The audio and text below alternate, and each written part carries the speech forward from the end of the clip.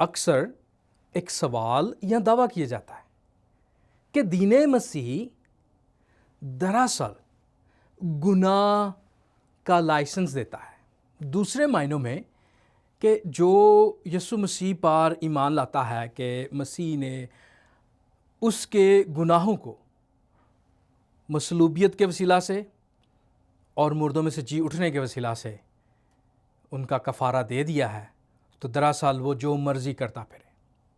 کیا یہ بات حقیقت پر مبنی ہے؟ کلام مقدس کیا فرماتا ہے؟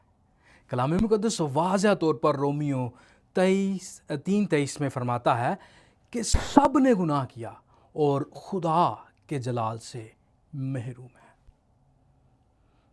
اس سے بڑھ کر اور کیا؟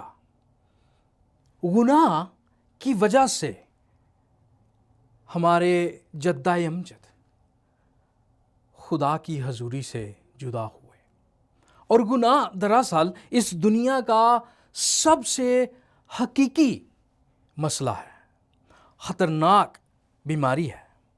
لیکن جب مسیح ایمان پر بات کی جاتی ہے تو یہ وہ خوشخبری بخشتا ہے کہ کوئی بھی اپنے نیک اعمال سے خدا کو خوش نہیں کر سکتا، اس موت سے چھٹکارا حاصل نہیں کر سکتا۔ اس لیے خداوند یسوع مسیح اس دنیا میں آتے ہیں، مجسم ہوتے ہیں، اپنی پوری زندگی میں وہ کامل زندگی بسر کرتے ہیں، اپنی زندگی میں گناہ کو شکست دیتے ہیں، شیطان کو شکست دیتے ہیں، موت کو شکست دیتے ہیں صلیب پر، اور مردوں میں سے جی اٹھ کر ہمارے لیے کفارہ مقرر ہو جاتے ہیں، کفارہ ادا کرتے ہیں۔ جب ہم اس بات کا ذکر کرتے ہیں تو اچانک لوگوں کے ذہنوں میں یہ سوال آتا ہے، تو کیا اب میرے پاس لائسنس ہے کیونکہ میں مسیح پر ایمان رکھتا ہوں، میں جتنے مرضی گناہ کروں؟ کیا انجیل ہمیں یہ تعلیم دیتی ہے کہ میں جتنے مرضی گناہ کروں یا جو مرضی کروں کیونکہ میں مسیح پر ایمان لا چکا ہوں؟ کلام مقدس واضح طور پر اس کے بارے میں ہمیں بتاتا ہے۔ رومیو کا خط ہے، اس کا 6 باب، اس میں واضح طور پر اس کی 15ویں آیت میں یہ بات لکھی ہے۔ پس کیا ہوا؟ کیا ہم اس لیے گناہ کریں کہ شریعت کے ماتحت نہیں بلکہ فضل کے ماتحت ہیں؟ ہرگز نہیں۔ کیا تم نہیں جانتے کہ جس کی فرما برداری کے لیے اپنے آپ کو غلاموں کی طرح حوالے کر دیتے ہو اسی کے غلام ہو جس کے فرما بردار ہو؟ ہوا گناہ کے جس کا انجام موت ہے، ہوا فرما برداری کے جس کا انجام راست بازی ہے۔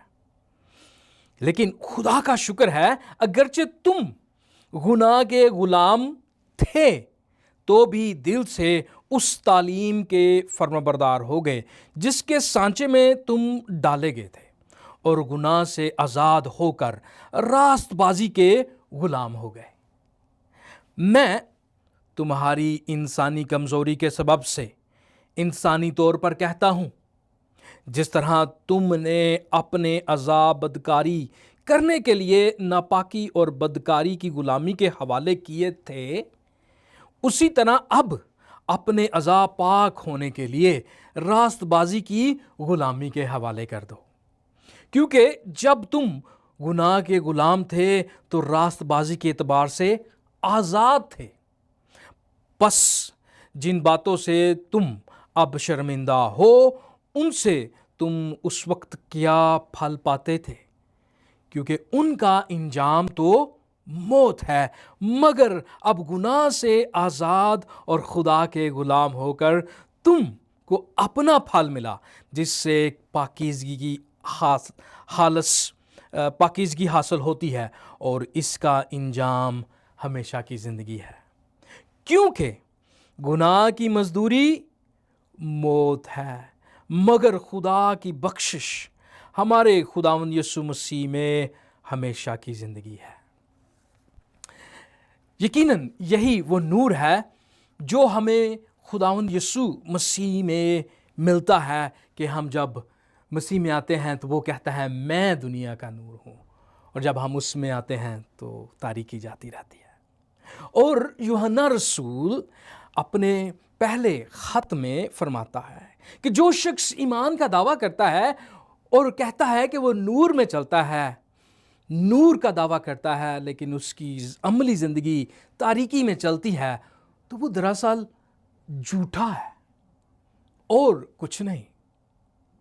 اس لیے جب آپ مسیحی ایمان میں آتے ہیں تو مسیحی ایمان دراصل مردہ ایمان نہیں، یہ زندہ ایمان ہے، اور زندہ ایمان اپنے پھلوں سے پہچانا جاتا ہے۔ اس لیے کلام مقدس پھر افسیوں کے خط اور اس کی دوسرے باب کی 9ویں اور 10ویں آیت میں ہمیں یوں فرماتا ہے، کیونکہ تم کو ایمان کے وسیلہ سے فضل سے نجات ملی ہے، اور یہ تمہاری طرف سے نہیں، یہ نجات تمہاری طرف سے نہیں، خدا کی بخشش ہے۔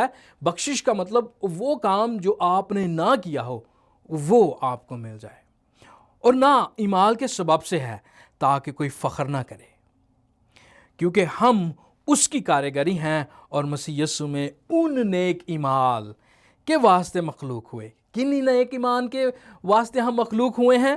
جن کو خدا نے پہلے سے ہمارے کرنے کے لیے تیار کیا تھا۔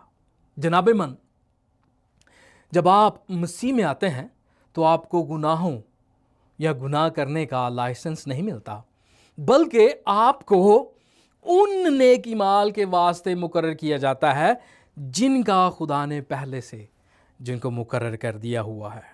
آئیں ایمان کے اس راستے پر چلیں جہاں ہر قدم پر یسوع ہمارے گناہوں کا کفارہ اور ہماری راست بازی ہے، تاکہ ہم اس کے نور میں بڑھتے چلے جائیں اور مسیح کی مانند بنتے چلے جائیں۔